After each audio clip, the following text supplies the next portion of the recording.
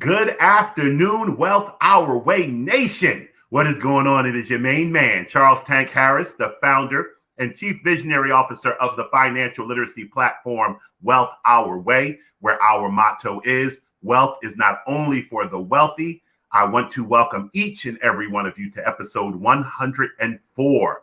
Are you ready to die? I get into the title in a minute, but before we do, I want to always start off every episode thanking each and every one of you who are live with me as I stream across the Wealth Our Way Facebook and YouTube pages. I also want to give the Wealth Our Way Nation salute to all the members of Wild Nation who watch this program pre-recorded overnight, over the weekend, wherever they can squeeze 15 minutes of financial literacy in. And then a heartfelt how are you to the good folks on the Life 101 platform who listen to the audio recording of this very here program. So over the weekend while I was doing my own laundry, I got a chance to watch TV. I don't normally watch TV. So that's the first thing. I've been disconnected from TV for many, many years, but I've been doing my Netflix thing and a couple of other things over in my current location. And one of the things I saw was a documentary on the Notorious B.I.G., which those of you who know me know that is my favorite hip hop artist of all times. And his first album was famously entitled Ready to Die. And I got to thinking about some things because I can't help, no matter what I'm watching, observing, it always comes back to business and finance for me. And in this one particular clip, I started to think about how unprepared the vast majority of us are for death. I mean, they say it's really cool to die in your late 80s, mid 90s with your grandkids and great grandkids and children around your bedside holding your hand, and you're saying goodbye to everybody and your will is tight and everything is cool. But I'm here to tell you, for most of us, that is not the final scene in our movie. So we have to realize that at each stage in our life, there is a level of preparedness that we should have in case our untimely and unfortunate demise should visit our doorstep. With that being said, I was talking to some clients the other day, and both of them had recently went through divorces. And one of the clients said, before I could say, I need to change all my life insurance beneficiaries. You would be surprised, or maybe you wouldn't. Maybe as I say this will make a light bulb go off in your head. I used to do voluntary employee benefits, meaning I would go to businesses and help people sign up for, things like you see on TV, like Aflac, but I used other companies. And one of the things we did to keep ourselves relevant and on the employer's minds, where we would schedule annual reviews to just come in and review what the people had and make sure that their beneficiary information was up to date. That was one of the services we provided. And then, of course, while we're there, somebody invariably would always need something new. Well, we had gotten to a union in New York. The union will remain unnamed, but we had got the contract to do this union, huge union, had 11,000 members. The way we got the contract was by letting the union head know we were going to go through all of the existing benefits. Everybody had employer-sponsored life insurance. We were going to go through and make sure all the beneficiaries were up to date, make sure that anybody who had named their child as a beneficiary and their child was under 18, that we talked to them about what type of snafus that could create. I would say just me personally, there were about 20 of us assigned to this case. Just me personally, don't laugh, this is a true number. 70% roughly of the people I met with needed to make beneficiary changes on their life insurance. When I explained to them how the order, how finite it is, whatever you say on that beneficiary line happens when you die, and walk them through this process, you have people who had ex-husbands on there, ex-wives on there, kids that were minors, people who they don't speak to anymore, people who themselves were already dead. And we had to clean all of this up. So I remember thinking at that time that people don't necessarily, that we go to work every day or we have our own business and we make this money. And the money is supposed to finance our life. And our focus is more on the life that we're getting financed as opposed to the finance that's financing our life. So say that 10 times real fast. And what happens is we find that we're not being as efficient as we can be. And we got a lot of waste, a lot of creep in our money that could be used to give us a better life if we did it better. Then people like myself come along and tell you they can help you and make things better, when in reality, a lot of them just want to sell you something and they don't care if they make your life better. And then you get gun shy, you get defensive, and you don't look at these changes that need to be made. So here we go, 15 minutes of free finance. I'm going to walk you through some of the things that you need to do to be ready to die, like my man Notorious B.I.G. once said. First and foremost, you guys have heard me say this many, many times, get a will, a simple will. Now, shameless plug, every member of Wealth Our Way, regardless of what subscription level you have, even down to our foundational level, it comes with a simple will. We also now have come out with a new product, so you don't have to be a subscribing long-term member. It's called the Wild Wealth Jumpstart. That includes a will. So you can, that's a one-time purchase. You get a will, you get a durable power of attorney, you get a healthcare proxy, you get a retirement plan review, and an insurance review, all for $497, if I'm not mistaken. Those things combined, just the estate planning documents, could run you $1,500 easy. So I tell people you need to have a simple will. You really, though, let me tell you the truth. You can Google will, and there's a lot of free will templates on the internet. We've talked about this before, though. We live in the information age. There's a lot of information we can find, and we can find for free. But there are certain things that at the end of the day, we want to make sure a professional held our hands and made sure we did it right. Because the last thing you want is, I think it's worse to think that you've done something right and it be wrong and you not be in a position to correct it. Because guess what? When your will gets read, you're dead. So, you can't jump up and be like, oh, whoa, I didn't mean that. So that's one thing that you got to have if you're going to prepare and go to bed at night saying, I'm covered. I got a will. I know where my stuff is supposed to go. Secondly, and this goes hand in hand with the will, it's a function of the will.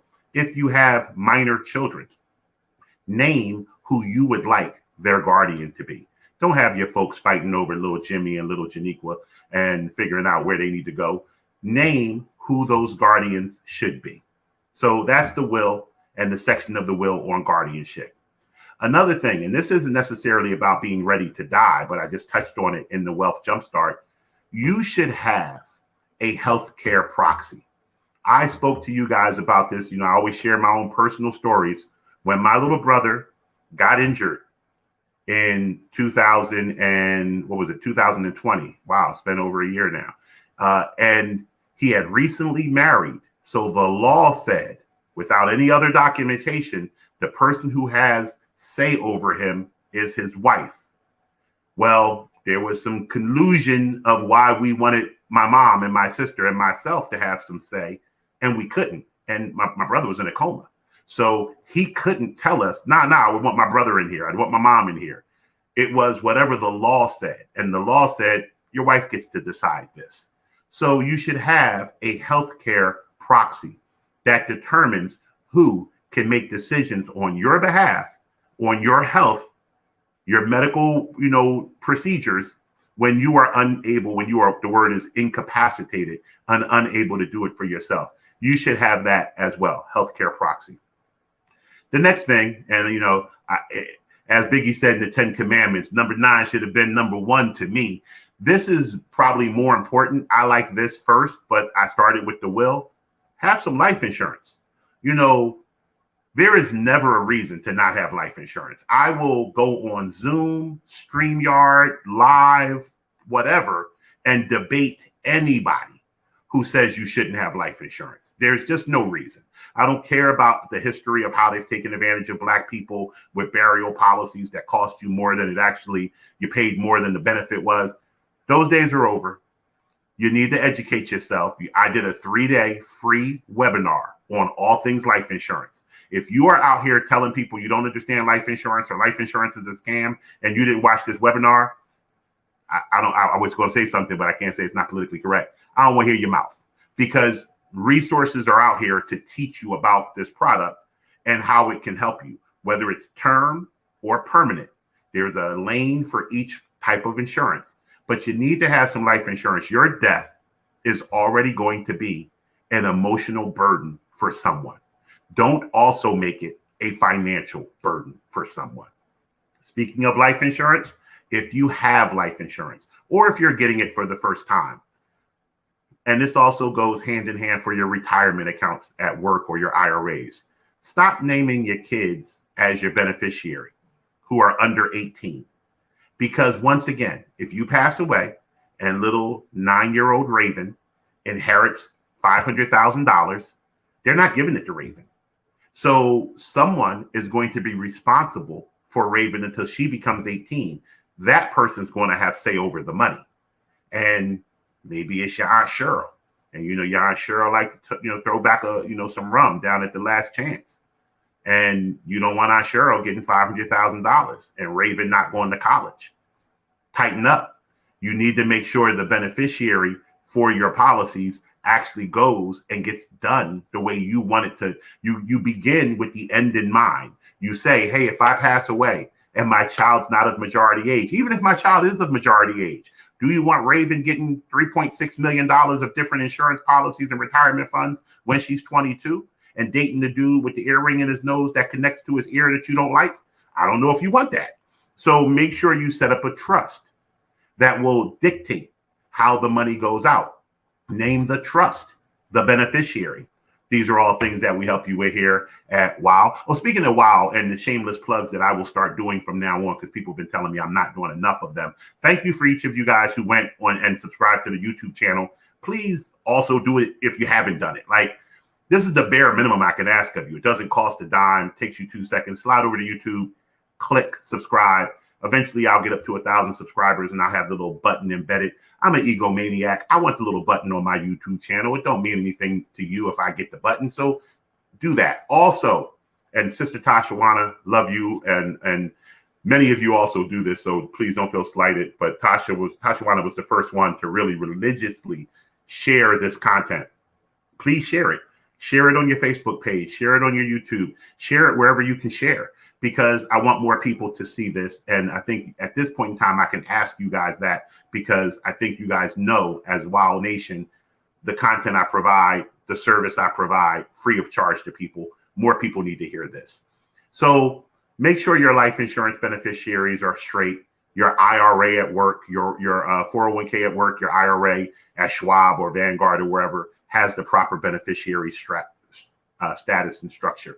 Update any ex-spouses, any people you don't speak to anymore. Make sure your beneficiary is the way you want it to read. So you want a will, you want a healthcare proxy, you want life insurance, you want to make sure your beneficiaries are straight. These are all things that you need to have in place to go to bed, lay your head on the pillow at night with peace of mind of knowing you're a full-blown adult now. If something were to happen to you, people aren't scrambling around crying and broke. That things are in place to let life continue as smoothly as if you were here. I always say I'm like the Olivia Pope of my family, although that's not true. My little sister is also a thorough helper in the family, but we all pull our weight in different ways. But with that being said, I know that if something happened to me, my sister would make sure that the family's tight. My mom kind of still makes sure the family's tight now. She's busy all the time. But with that being said, if you are the person that holds your family together, I get a lot of that from the clients I bring on board. If my mom gets sick, I'm the one that's going to have to help. If this happens, I have my brother, gets in trouble, I have to help. So if you're that person, act like that person. Be responsible. These are tools and trades and tricks that you can set up.